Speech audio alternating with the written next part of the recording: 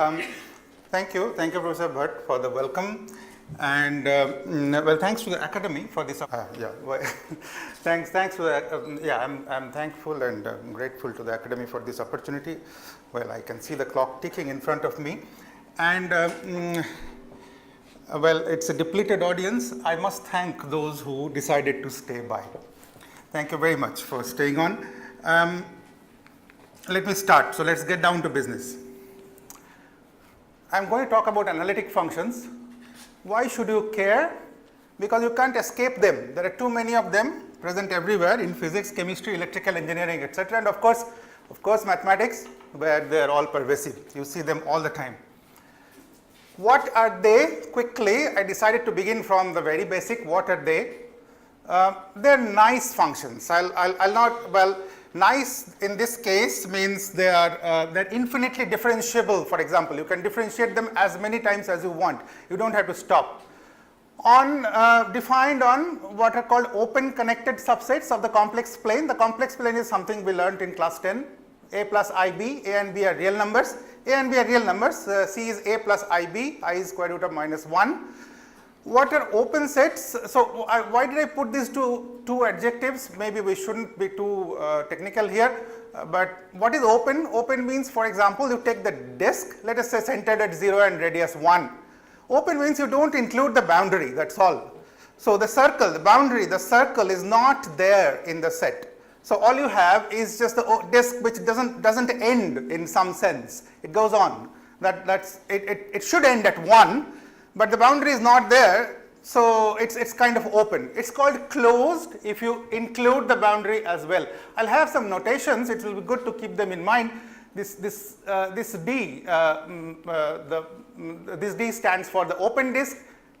Oh, I'm sorry, there's a typo. There should have been a bar over it. D bar is called the closed disk. What are analytic functions? Well, very simply, polynomials. As we all know, you can differentiate them as many times as you want. They are defined everywhere. You don't have to worry about open, connected, etc., etc. For any complex number C, they are defined. Little more, a polynomial which does not end, such a thing is called a power series.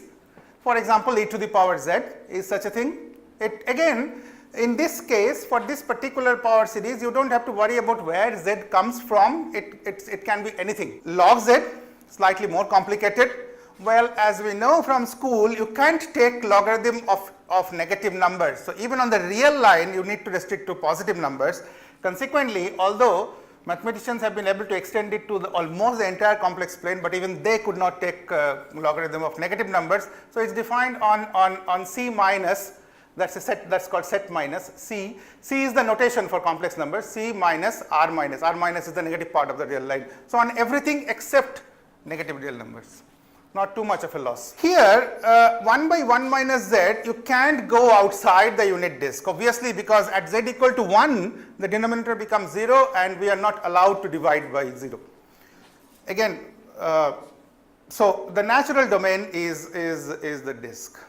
You can divide by 0, but then you go to very esoteric stuff. Let's not do that. Z minus a by 1 minus a bar z, a parameterized family. A is an element in the disk. So mod a less than 1, you can concoct this function z minus a by 1 minus a bar z. It's actually defined not only on the open disk, but goes slightly beyond the closed disk as well. So it's a very nice function on the disk. Now, so these are analytic functions. I'll write this slightly differently. This is just an equality. I have put some terms here and there, and it looks like this. Why do I want to write this simple function in such a complicated way? One reason is these are the building blocks of analytic functions on the unit disk. On any analytic function on D can be captured in terms of these functions in a certain way by taking their products and then a limit, etc., etc. So if we can understand this, we shall know a lot about all analytic functions defined on the unit disk. So I'm trying to understand that. I write it like this, and then if I have nothing else to do, I write down a matrix like this, taking these numbers. You see the entries of these matrices come from here. And then I notice that it's a unitary matrix. A unitary matrix is something that preserves norm of say 2 vectors. These are 2 cross 2 matrix. These are higher dimensional analogs of rotation. I think that it's not too unfair to say that. a rotation in the plane. So if you have the complex plane, a rotation is multiplication by e to the power I theta. All it does is rotates the number z. If you multiply a z by e to the power I theta, it rotates, and these are higher dimensional analogues of rotation. In any case, it's a special matrix. So one can associate a special matrix with this function. Now that's an arbitrary, that's a special unitary matrix, but start with an arbitrary unitary matrix. Does it do anything? Form the function like this. This is motivated by the previous example. I have taken these entries of the matrix and formed a function like this. Turns out it's an analytic function and modulus does not exceed 1. So it's an analytic function on the disk with modulus not exceeding 1. We become a little more ambitious, but then Hilbert spaces come in. What are Hilbert spaces? Because I'm a function analyst. What are Hilbert spaces? Well, the n-dimensional Euclidean space is an n-tuple of numbers. It comes with an so-called inner product, which means you can multiply these two elements to some extent. A Hilbert space is nothing, but you don't end. Here you ended at n, in Cn you ended at n, but here you don't end. You consider infinitely many tuples with a certain restriction which allows us to define the inner product. I think we'll leave it at that.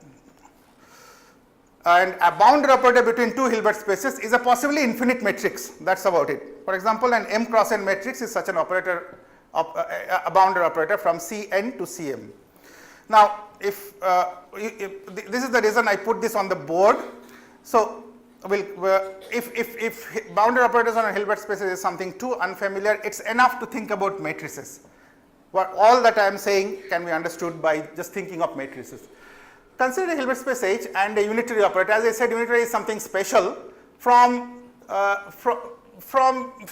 certain Hilbert space to another Hilbert space. Remember, it looks like this 2 cross 2 matrix. It's a generalization of this 2 cross 2 matrix. It's also like this thing on the board. This little a is the A, and B looks like a row, C looks like a column, and D is a genuine matrix. Well, this means that A is a complex number, B is a certain bounded linear functional, C is a linear transformation, and D is a bounded operator on the Hilbert space H. But why am I bothering you with such complicated objects? Because if you concoct this function, turns out it's an analytic function and its modulus again does not exceed 1. Well, you can tell me what's the big surprise. We already knew it in 2 by 2, you are only increasing the dimension and doing something and getting it.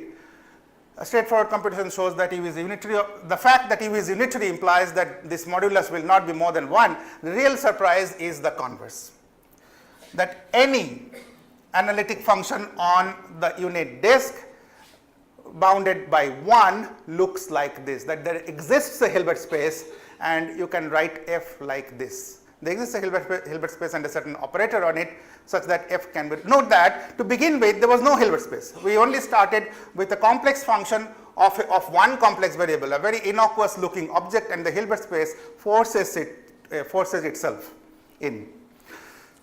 Engineers have had a field day with this relation formula. It's called the transfer function for an input-output system. Electrical engineers use it for God knows ages. There is a branch of study there called H infinity control, where this has been of great use. This has been known maybe since Schur's time, which is 100 years back, but Schur did not write about it. Certainly the Russian school knew about it from the 1940s. It's folklore. I couldn't trace who actually did that. Okay. Since time is running out, now it gets a little more technical, but let's see. This formula, the disk formula, the relation formula for the disk, as I told, it's a folklore. It was there for a very long time. People thought it was nice, didn't know how to extend it to more than one dimension. Then came Jim Agler in 1980s.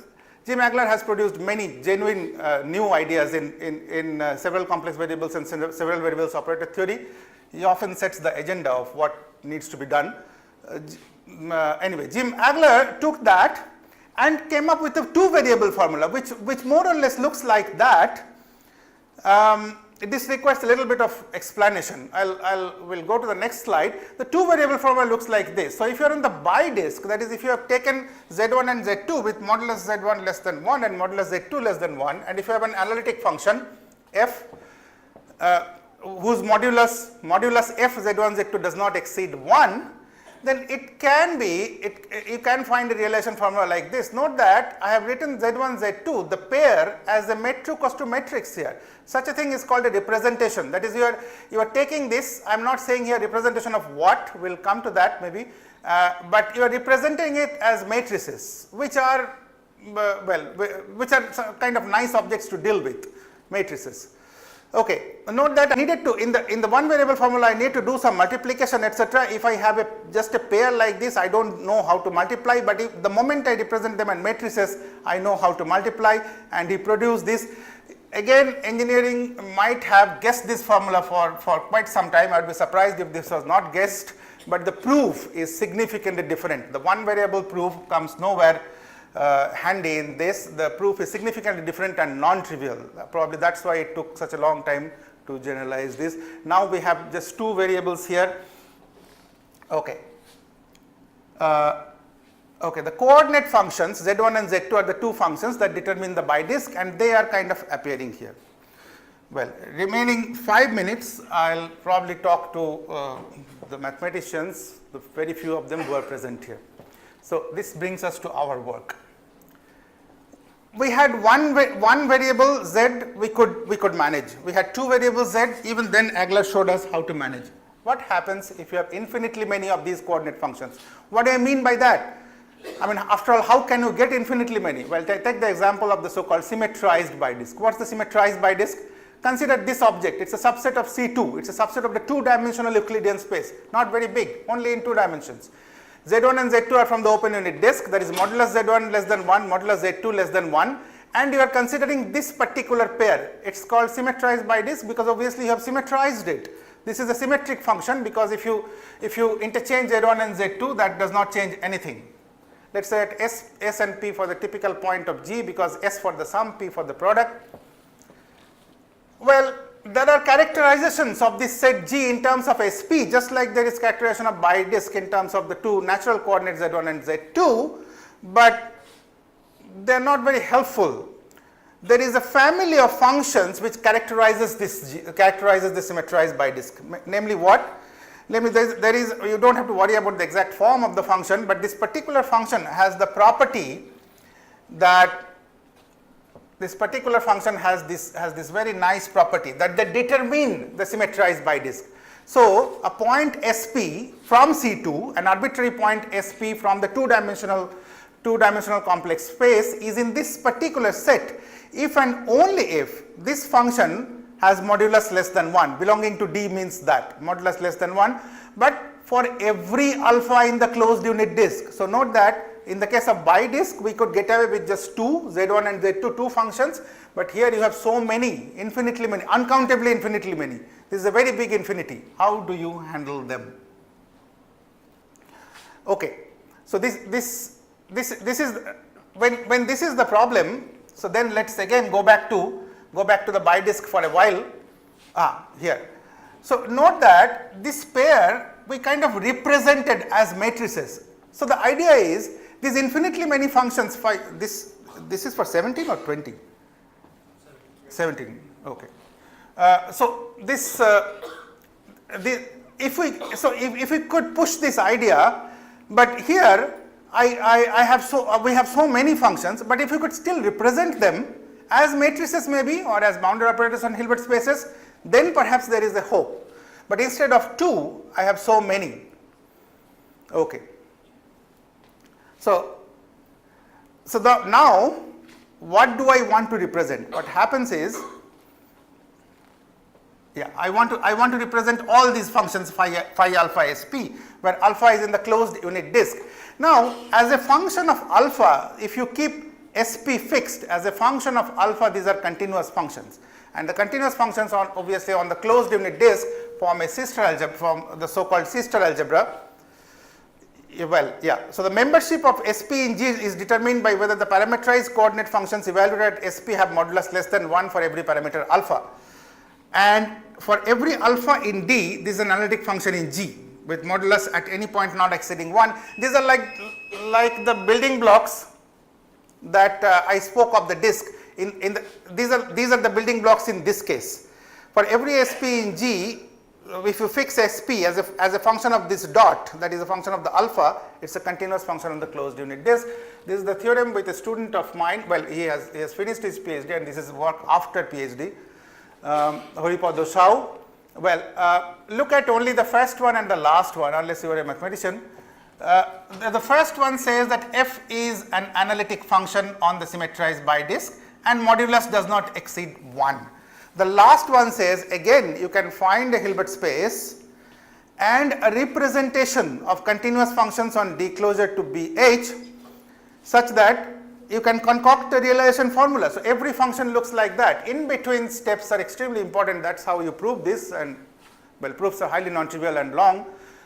The positive semi-definite kernels play a big role here, not scalar valued, but actually operator valued positive semi-definite kernels. So, you see this is a very far cry from the realization formula of that I started with for the disk, but this is what mathematicians do. They don't want to stop. If you have something from the disk, then why not for something else, etc., etc. That's what keeps them going. I shall end with a quote of Bertrand Russell. Says, mathematics rightly viewed possesses not only truth. That's of course the basic thing. It must possess truth, but that's not the only thing. But supreme beauty, a beauty cold and austere like that of sculpture, without appeal to any part of our weaker nature, without the gorgeous trappings of paintings or music. This is why a mathematician is usually in a corner of an institute surrounded by books, these days a laptop, yet sublimely pure, sure, and capable of stern perfection. Note the word stern. I have never seen perfection with an adjective stern. You have to be ruthless. That's what this is saying. Such as only the greatest art can show. The true spirit of delight, the exaltation, the sense of being more than man. Yeah, I guess there was less gender equality at that time. Consciousness about gender equality. You shouldn't have written man, which is the touchstone of the higher excellence, is to be found in mathematics as surely as in poetry. I guess this is why Professor Rao said that mathematics is not science. I agree with that. Thank you. Thank you, Professor Bhattachrya.